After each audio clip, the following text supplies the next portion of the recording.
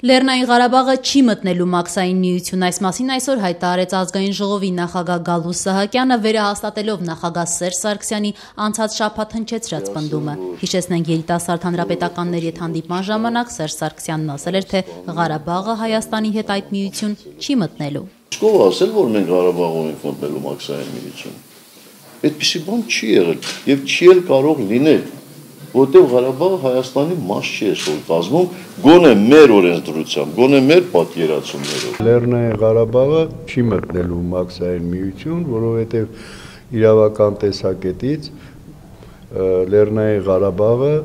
աշխարհի կողմից ընդունված պետություն չի։ Մինչդեռ հիշեցնենք, հանրապետականները բազմիցս են նշել, թե Ղարաբաղն ու Հայաստանը մեկ տնտեսական տարածք են լինելու։ Ավելին, անցած տարեվերջին Գալուստ Սահակյանն անձամբ էր պնդել, թե մաքսային միության եւ Լեռնային Ղարաբաղի միջև սահմանի հարցն անգամ քննարկվել չի կարող։ Պարոն Սահակյան, ավելի վաղ դուք պնդել եք, որ Լեռնային Ղարաբաղը Հայաստանի հետ միասին է մտնելու մաքսային միություն։ Որպես մաքսային տարածք, Հայաստանի մաքսային տարածք, բնականաբար Ղարաբաղը նույն կարգավիճակով կլինի, ինչ որ այսօրվա գործառույթներն են։ Այսինքն այն պատկերը, որ Ղարաբաղում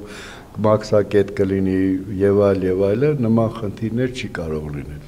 Այսինքն դե ֆակտո կանդամակցի այդ միությանը, կօգտվի այդ միության բարիքներից։ Իհարկե, նրա ամբողջ ապրանքաշրջանառությունը, ներդրումները,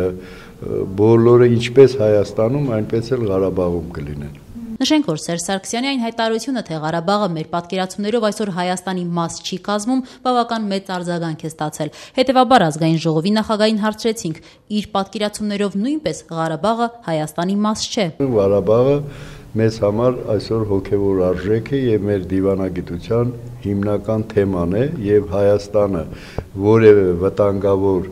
փոխհարաբերություններ որևէ կառույցի կամ պետության հետ չի գնա,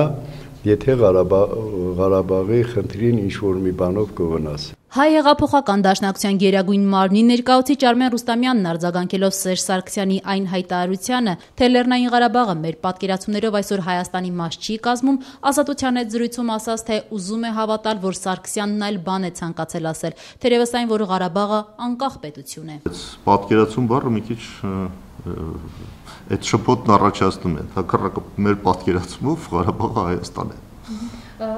Նշենք, որ անցած տարի, երբ Հայաստանը հրաժարվեց Եվրամիության հետ ասոցիացման համաձայնագրից, Արմեն Ռուստամյանը մեծ զրույցում նշել էր, թե իր տեղեկություններով պահանջ էր դրվելու, համաձայն որի պետք է սահման դրվի Հայաստանի եւ Ղարաբաղի միջև, այսինքն մաքսակետ պետք է դրվի։ Եթե Ղարաբաղը լինելու է մաքսային միության եւ Եվրասիական միության գործընթացի մեջ, ես երկու ձեռքով կողմ եմ, 1 տարի առաջ ասել էր Արմեն Ռուստամյանը, նշելով, որ դա բխում է Ղարաբաղի շահերից։ Այսօր, երբ արդեն Սերժ Սարգսյանը հայտարարում է, որ Ղարաբաղը չի կարող լինել մաքսային միության անդամ, Արմեն Ռուստամյանին հարցրեցինք, արդյոք դա բխում է Ղարաբաղի եւ Հայաստանի շահերից։ Պետք է հրաժարվել այդ Եվրասիական տնտեսական միությունից, եթե Ղարաբաղի հարցը դրվում է, որ չպետք է Ղարաբաղը։ Եթե դրվում է, որ պետք է Ղարաբաղը ըստ էության դուրս մնա այդ բոլոր պրոցեսներից, դիտվի, որ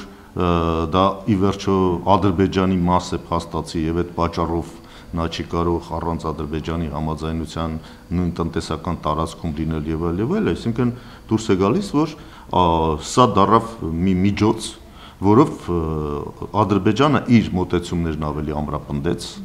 քան թե մենք կարողացանք նույն Ղարաբաղի հարցի լուծման հետ կապված մեր այս անդամակցությամբ մեր դիրքերն ամրացնենք։ Դաշնակցության գերագույն մարմնի ներկայացուցչի համոզմամբ ժամանակն է, որ Ղարաբաղին առնչվող հարցերը դրվեն մաքսային միության երկրների առջև։ Պետք է հստակ ասվի, որ Հայաստանը չի խաթարելու Ղարաբաղի հետ ունեցած միասնական տնտեսական տարածքը, չի կարող սրա արդյունքում Ղարաբաղը մեկուսացվել եւ դառնալ սև գոտի, որը դուրս է միջազգային բոլոր պայմանագրերից, ոչ միայն քաղաքական, այլև տնտեսական։ Եվ հետո Ռուստամյանի համոզմամբ Ղարաբաղի հարցը Հայաստանն ինքը պետք է բարձրացներ եւ ոչ թե սպասեր, որպեսզի այդ հարցերը քննարկվեն Ալիևի նամակի հիման վրա։ Ինչ վերաբերում է Աստանայում Նազարբաևի հնչեցրած գնահատականներին Սերժ Սարգսյանի արձագանքին, ապա Արմեն Ռուստամյանն այն ադեկվատ չի համարում։ Այդ անդրադարձը ադեկվատ չի։ Եթե միայն պետք է այդպես պատասխանվի, ոչ, ադեկվատ չի, միայն այդ տահաճ ձևակերպումը շատ քիչ է, սա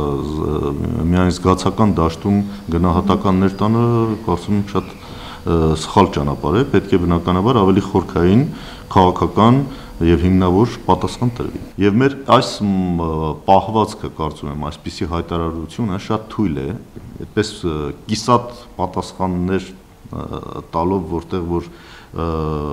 վերջնական մոտեցումները այդպես մնալու են անորոշ,